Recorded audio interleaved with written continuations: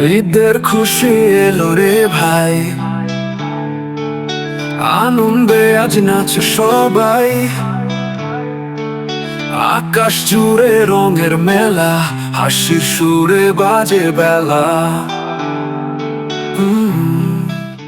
Hello everyone, আসসালামু আলাইকুম। আবারও সবাইকে ঈদ মোবারক জানিয়ে ব্লগটা শুরু করতেছি, কারণ ঈদের ব্লগটা আমার সম্পূর্ণ কমপ্লিট হয় নাই। রুম টুম ক্লিন করে ফ্রেশ হয়ে আমরা সবাই অনেক বড় একটা ঘুম দিয়েছিলাম।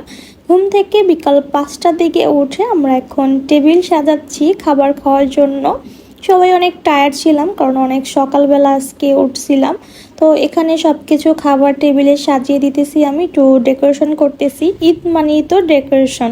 এই তো সবাই খাওয়া দাওয়া করে এখন উপরে চলে আসলাম আমরা হালকা পাতলা রেডি হওয়ার জন্য। আর এটা হলো আমার মেয়ের ঈদের মেন ড্রেস। আর আমি একটা সিম্পল একটা ড্রেস বের করে নিলাম, কারণ বাইরে অনেক গরম। আর সাথে নিয়ে নিলাম আমার পেজে সুন্দর একটা ব্যাগ। এই ব্যাগটা আমার পেজে আপনারা পেয়ে যাবেন, গ্ল্যামার ব্যাগ হাউজে। ব্যাগটা কিন্তু অনেক সুন্দর। তো আমরা এখন সুন্দর মতো মামে রেডি হয়ে যাব। আর এই তো আমি রেডি, আমার ঈদের ফাইনাল লুক। একদমই সিম্পল আজকে রেডি হয়েছি, কারণ বাইরে যেহেতু অনেক গরম। আর সাথে আমার প্রিন্সেস আর আমার বাবাটা আসছে আমার সাথে একটু ভিডিও করার জন্য। আর এই তো আমরা হ্যাপি ফ্যামিলি একটু পিকচার তুলতেছিলাম, ভিডিও করতেছিলাম। আমাদের কীরকম লাগতেছে কমেন্ট করে জানাবেন। তারপর আমরা চলে আসলাম একটু বাইরে ঘোরাফেরা করার জন্য।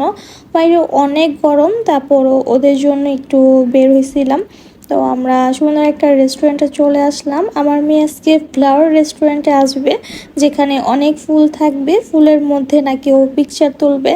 তো ওর মনের মতো একটা রেস্টুরেন্ট বের করে নিলাম। রেস্টুরেন্টটা ফ্লাওয়ার দিয়ে সাজানো ছিল। আর এসে দেখি ঈদের দিন এত পরিমাণ মানুষ ছিল, সবাই ঘুরতে চলে আসছে, কেউ আর বাসায় নেই। তো আমরা এখানে দাঁড়িয়ে অপেক্ষা করতেছি কখন আমরা একটা সিট পাবো। ওদের দুজনকে দোলনায় বসিয়ে দিছি, ওরা তো অনেক খুশি। আর বাচ্চাদেরই ঈদ, ওদের জন্যই হলো এখন মেন ঈদ। আমরা তো বড় হয়ে গেছি, এখন আগের মতো ওরকম লাগে না। ওদের খুশি দেখতে পেলেও অনেক ভালো লাগে। ছোটবেলার ঈদটা কিন্তু অনেক মিস করি। আগে রেডি হয়ে সবার বাসায় বাসায় চলে যেতাম 10 টাকা 20 টাকা সালামি পাওয়ার জন্য। তো অবশেষে আমরা একটা সিট পেলাম অনেক কষ্ট করে, প্রায় আধা ঘন্টা অপেক্ষা করার পর আমরা ফাইনালি এখন বসতে পারলাম। আর আজকে আমরা অর্ডার করেছিলাম মিট বক্স আর পিৎজা। যেহেতু একটু আগে আমরা ভারী খাবার খেয়ে আসছি, তো আমরা শুধু নাস্তা করার জন্য একটা পিৎজা আর একটা মিট বক্স অর্ডার করেছি। মিট বক্সটা আমাদের সাথে সাথেই দিয়ে গেছে, কিন্তু পিৎজা আমাদের কখন দিবে আমরা নিজেরাও জানি না। আর মিট বক্সের টেস্টটা কিন্তু অনেক মজা ছিল, দেখতে যেরকম ইয়ামি ছিল আর খাবারটাও অনেক মজা ছিল। আমার বাচ্চারা তো অনেক পছন্দ করে খেয়েছে মিট বক্সটা। মিট বক্স খাওয়ার পর আমরা প্রায় 1 ঘন্টার মতো অপেক্ষা করতেছিলাম যে পিৎজা কখন আসবে। আমার বাচ্চারা তো ফুললি বোরিং হয়ে গেছিলো, তো ওর বাবা ওদের সাথে এখন খেলা করতেছে। তো অনেক অপেক্ষা করার পর ফাইনালি আমাদের পিৎজাটা চলে আসলো। আগে যদি জানতাম যে 1 ঘন্টা অপেক্ষা করা লাগবে, তাহলে আমরা পিৎজা অর্ডারই দিতাম না, জাস্ট মিট বক্সই আরও অর্ডার করে আমরা খেয়ে এতক্ষণে বাসায় চলে যেতে পারতাম। যাই হোক, এখন আমরা সবাই মজা করে এখন পিৎজাটা খাচ্ছি। পিৎজার টেস্টও খারাপ না, ভালোই ছিল, কিন্তু চিকেনের পরিমাণটা অনেক কম ছিল। আর আদারওয়াইজ সব কিছুই ঠিক ছিল। আর আজকে আমরা যে রেস্টুরেন্টে আসছি এটা হলো সাভার পল্লী বিদ্যুৎ পিৎজা জোনে। আপনারা এখানে এসে খাবার ট্রাই করতে পারেন, খাবারগুলো অনেক মজা ছিল। খাওয়া দাওয়া শেষ করে আমরা এখন বাসায় চলে যাব।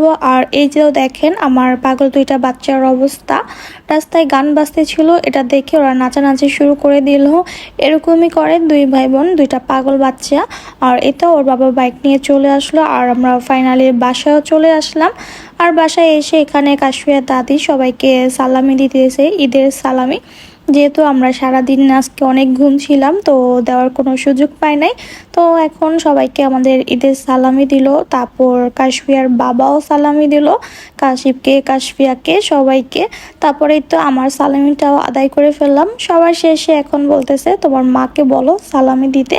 তারপরে তো আমি ওদের সালামি দিয়ে দিলাম। এই ছিল আমাদের ঈদের দিনের একটা ব্লগ। সারাদিন কি করলাম না করলাম সব কিছু আপনাদের সাথে শেয়ার করলাম। আলহামদুলিল্লাহ অনেক সুন্দরভাবে বাচ্চা কাচ্চা নিয়ে আমাদের ঈদের দিন কমপ্লিট হলো। সবাই আমাদের জন্য দোয়া করবেন, ভালো থাকবেন।